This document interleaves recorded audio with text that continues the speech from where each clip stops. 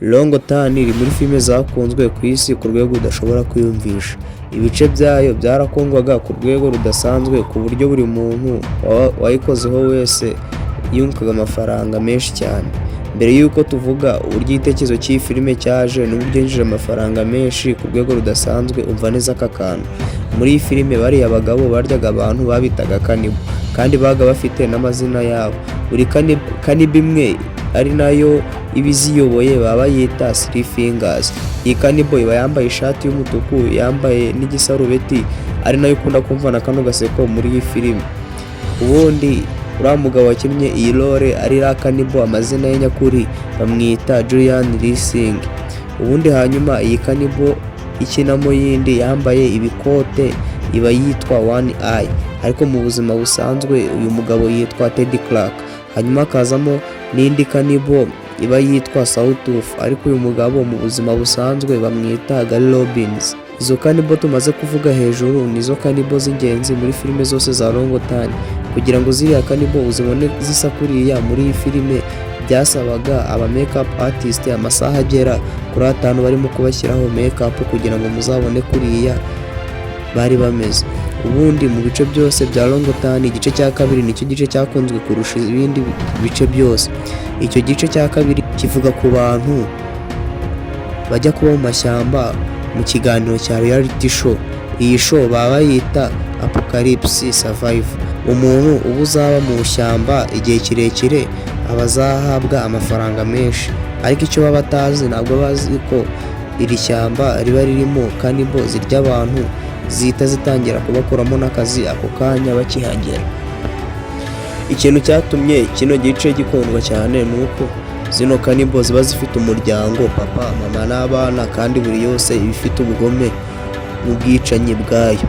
Cyane ingabo iba ifite ubugome bwinshi, ikijya kwica abantu ubundi ikazana ibiryo byo kugaburira abana nk'umuryango nk'ayivuye guhaha.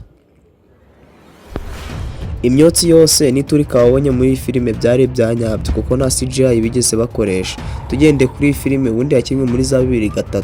Muri za 2003 wara nta terambere rya CGI ryigeze nyine rigaragara, kubera ko ntago byari byakabaye common cyase ntago byakabaye developed cyangwa babidevelope neza ku buryo bari gukoresha CGI muri iyi filime.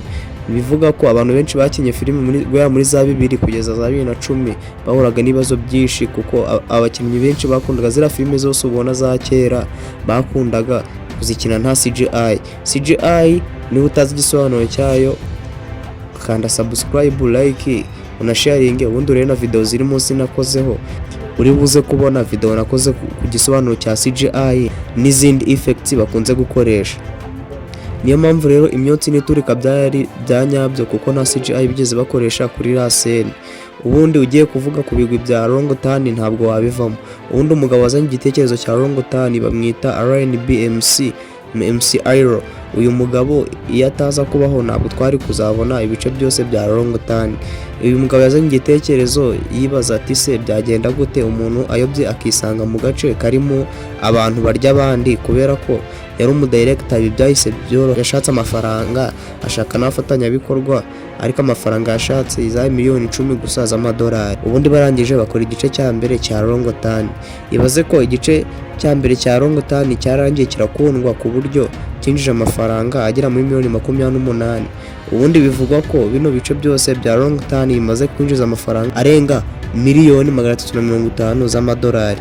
Mu gukora zino filime bano bagabo bagiye bahura n'ibibazo byinshi ku buryo ushobora kubyumva nawe ubwo kumva biratangaje. Bazanye amaraso ya nyayo mu gukina iyi filime kugira ngo bazakore seti z'ibintu bya nyabyo. Ahangaha dore ko byaviragamo n'abakinnyi bamwe na bamwe bagiraga isesema abandi bakanaruka. Ubundi no mu gukina abakinnyi benshi byabasabaga ko bakora amastandi yabo kuko nta CGI ahangaha yari ihari. Nimba sene yarabaga ariyo mu shyamba, wumva ukuntu aba bagabo muri biriya bihe byabaguraga gukina zino filime. Ubwo niba sene ariyo mu ishyamba bajyaga mu ishyamba nta CGI icyo gihe yabagaho, nk'uko ubu ngubu basigaye bakina muri studio. CGI ubundi ni imashini yongeraho ibintu bidahari, nk'uko basigaye bajya muri studio ugasanga niba ari ishyamba baradizayininze barishyize aho ngaho, nta movement bayo cyangwa se nta bantu bigeze bajya mu ishyamba bya nyabyo. Aho niba sena ariyo mu ishyamba yabaga ariyo mu ishyamba, ubwo bajyaga mu ishyamba, ibi byatumaga banakomereka abandi bakanavunika, dore ko rimwe na rimwe hari igihe bajyaga mu mashyamba bagahura n'inyamaswa, abandi rimwe na rimwe bigasaba ngombwa ko inyamaswa zibasagararira bikazafata igihe kirekire bari gushutinga filime. Ubundi uku gushutinga mu ishyamba byabateraga ubwoba, dore ko hari igihe rimwe na rimwe n'ubundi hari inyamaswa zabaga ziri mu ishyamba, cyane cyane dore dusanga ko mu gihe cyo gushutinga iyi longotani hari igihe idubu ryigeze kuza rimara igihe kirekire aho bari gukora kuri seti. Ibi ngibi bituma batinda cyane kuri seti ndetse binatinza shooting y'iyi filime. Ubundi mbere na mbere iyi filime nta CGI bigeze bakoresha, nta ma visual effects bigeze bakoresha menshi, dore ko ziriya makeup wagiye ubona ziriya zari za nyazo, angana VFX bigeze bakoresha. Nabivuze ngo haruguru, ubundi mbere na mbere kugira umenye igisobanuro cya VFX cyari cyo na CGI neza, hari ikiganiro cyabyo nabikozeho. Murakoze, nge twabanye nitwa Dolphe, iyi ngiyi ni Kavu Entertainment. Niba ari iki video igufashije wakanda subscribe nk'umusanzu wawe waba ukoze. Ikindi niba ari film ushaka ko tuzagukoreraho wakwandika muri comment tukazayikoraho. Imana iguhe umugisha. Wowe umaze kureba iyi video, Imana iguhe umugisha, kubigejeje aha ngaha ni iby'agaciro.